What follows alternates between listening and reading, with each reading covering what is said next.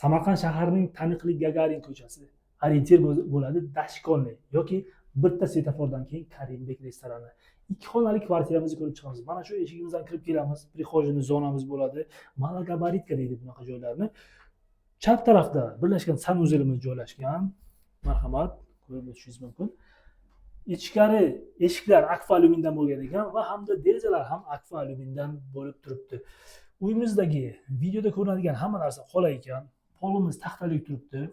Minimalniy mebel hamda narsalarimiz bor ekan. Kichkinagina xolodilnikcha ham mana shu yerda bor ekan. Xo'p. Va birinchi xonamiz bu maydarog'i bo'ladi. Yotoqxonamiz, buni yotoqxona qilib ishlatamiz. Mana bu ko'rinadigan shkaf hamda divanlarimiz qolay ekan. Ochiq balkoni mavjud. Ana shu tarafimiz Gagarin ko'chasiga qaralgan. Xo'p, va ikkinchi xonamiz mehmonxona. Lekin bular yotoqxona qilib ishlatgan ekanlar. Buni olib yotoqxonaga olib boramiz u bu joyni kattaroq bo'lgani uchun mehmonxona qilib ishlatamiz. Marhamat, konditsioner bor, televizorimiz bor ekan.